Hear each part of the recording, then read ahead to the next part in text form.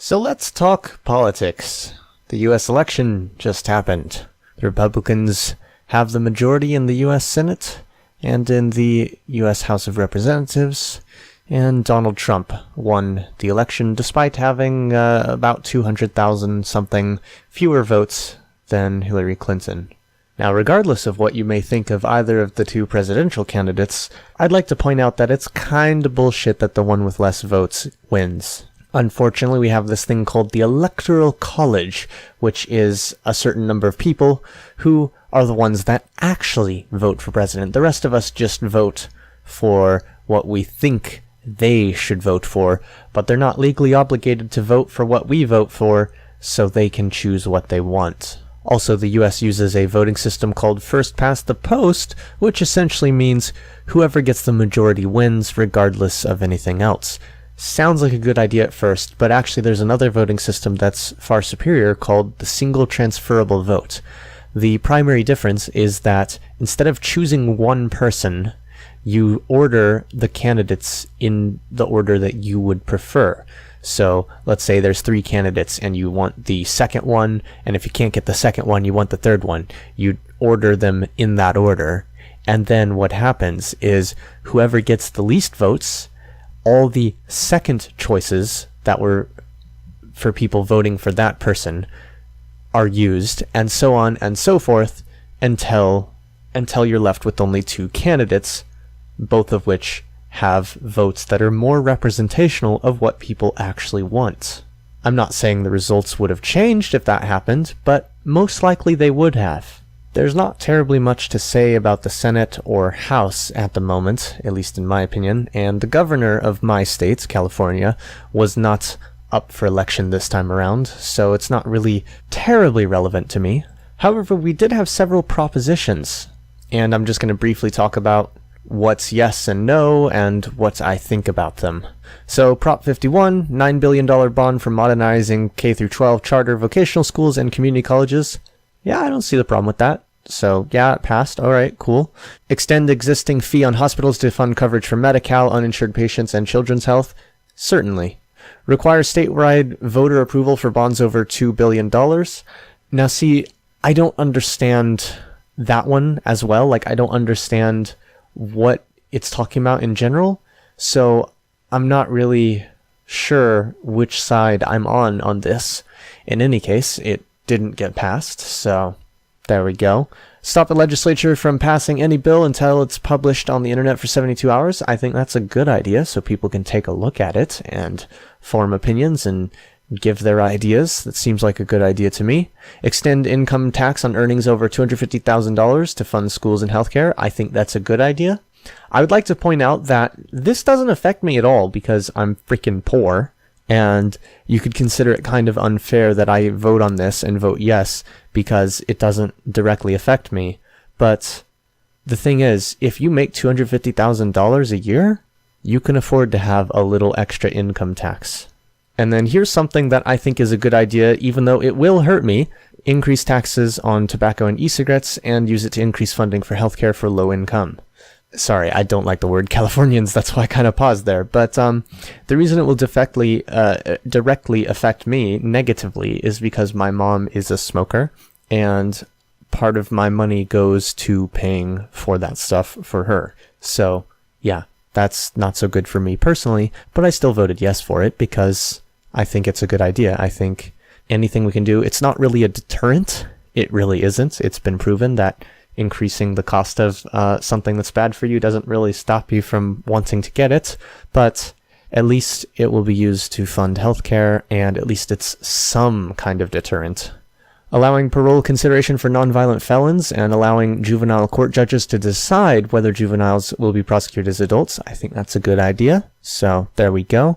There's a lot of stuff messed up with the legal system in this country, unfortunately, and this is one small step that I think will improve things.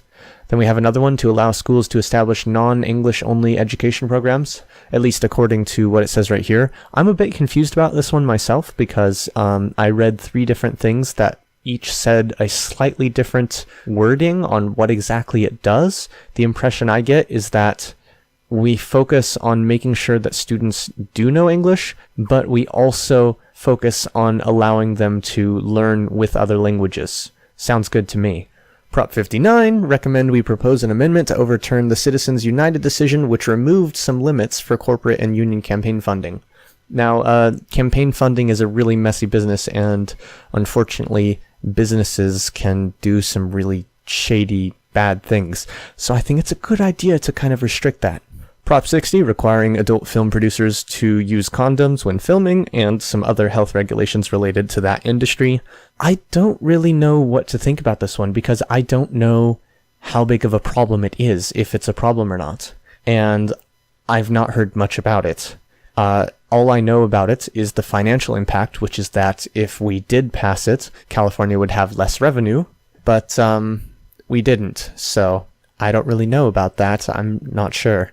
Prop 61, prohibit California from buying prescription drugs at a higher price than paid by the U.S. Department of Veterans Affairs. I'm not really sure what the effect of this would have been, and on the ballot itself, it also said that we don't really know what the effect will be, so I just don't know about that one. There's this one about repealing the death penalty and replacing it with life imprisonment without possibility of parole. I'm sad that this one didn't pass. The death penalty is frankly immoral, and it costs more than having someone in prison for life. I know that may sound backwards, but if you look into it, it's the truth. It costs more to have the death penalty than to not have it. It's something we should get rid of. 63, requiring background checks for purchasing ammunition and prohibiting possession of large capacity magazines. I'm glad this one passed. I know there's probably a lot of gun nuts who are upset about it, and I understand, it sucks to take something that you're passionate about and that you enjoy and take it away. But the thing is, there is a gun problem, and this will at least help a little bit. There's ways of getting around this kind of stuff. It happens regardless, but this will at least help. Prop 64, legalize marijuana for recreational use. It doesn't say that here, but recreational use by adults 21 and over. I voted yes for that. It's not my own thing. Maybe I'll try it someday, maybe I won't. I don't know. But the main thing for me for voting yes for this is that marijuana has a bad reputation legally when it's not that bad. I'm not really sure how good or bad it may be. The problem is that a lot of people ascribe it as some sort of miracle drug and explain that it has all these positive benefits and there's like no downside and blah, blah, blah. And no, it does have downsides. Every drug has downsides. Everything that affects your body chemically has potential good and potential bad. And the thing is, marijuana, it's hard to find out the truth about it because there's so much propaganda one way and so much propaganda the other way. But either way, I think that's a choice we should be able to have for ourselves, not something that's imposed upon us. Prop 65, requiring plastic bag fees to be directed towards specified environmental projects. I like that idea. Maybe the specific environmental projects weren't good ones. I don't know the details on that, unfortunately, so I can't really know. It didn't pass, but I don't really care because skipping to 67, those bags were banned anyhow, so, I guess it doesn't really matter. I think, by the way, the list I'm looking at this on Google. I'm guessing the check mark means that we know for certain that's the way it goes, and the other ones, it's close enough to where it may end up going the other way anyhow. So, just a bit of a disclaimer on that. I probably should have put it at the beginning, but yeah, that's a thing. And then Prop 66, changing procedures governing state court challenges to death sentences. And I don't like the wording they used here. Essentially, what that one does is makes it harder to appeal a death sentence, and it makes it so that you only have a limited number of appeals to death sentence. Now, this reduces how much it costs to have death sentences. Sorry about that. But by how much? I mean, this may solve the economic problems with having a death penalty versus life imprisonment, or it may not. I don't know. But either way, I don't like it because it's still the morality problem, and just killing someone for something bad they did, it's not really going to do anything to them, and it's already been scientifically proven that a death penalty is not a deterrent for crime. People who will do things that deserve the death penalty will do them regardless of a death penalty. Now, going back to the president for a moment, that's something that I'm a little conflicted on, because basically here's the way I see it. Donald Trump is insane and a fucking disgrace and incompetent. Hillary Clinton is bad. I'm not sure exactly how bad, but she's competent. So it's a choice between the horrible, who is also incompetent, and the less bad but very competent. And I think we're just going to have to wait and see. I can see some very bad things happening in the next 4 years, or however long the effects of this presidency last. But I could also see some positives. And I don't really have a strong opinion one way or the other than they're both terrible choices, and our system of voting sucks because it forces you to choose between two things, and the two things that you can choose between are pre-selected for you. You don't have the choice between several candidates.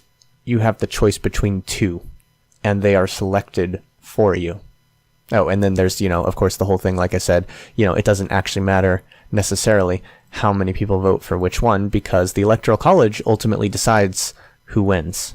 In fact, I don't think it's ever happened. I don't think it ever will, but you could literally have 80% of people vote for one candidate and the other candidate wins because of the Electoral College. And there's actually some really interesting videos about it on a channel called CPG Grey. If you haven't heard of CPG Grey, well, it's about damn time you've heard of CPG Grey. In fact, I'm going to go... Oops, I misspelled that entirely, but CPG Grey, awesome channel. I'm going to click... Oh, he made an updated version of the problem with the Electoral College. That's cool. Yeah, that's the thing I was just talking about. And he made it right in time, considering, yep, I figured so much 10 hours ago. In any case, you can watch that version, or you can watch the old version. You can also watch why the UK election results are the worst in history, because literally they are the least representative in history. But like I said, it's somewhere down here. There's somewhere down here. No, hey, look at that. The Electoral College. It's talking about elections. Yay. It's like some of his really old stuff. Oh yeah, see, look, here's the old version of that. And here we go. Nope, that's not it. There's a thing somewhere in one of these videos about elections and voting, and it actually tells you, what's it called? It actually tells you how, I can't think of the word right now. It tells you about how you can win the presidential election with only 20% of people voting for you or something like that. Because if you just get just enough of a majority in certain states and then also convince the correct people in the Electoral College, it's really easy to game. Well, I won't say easy, but the system can be gamed, and the system is to a certain extent gamed. So yeah. Anyhow, thanks for watching. Don't forget to leave your hateful comments in the description and go watch CPG Grey's videos.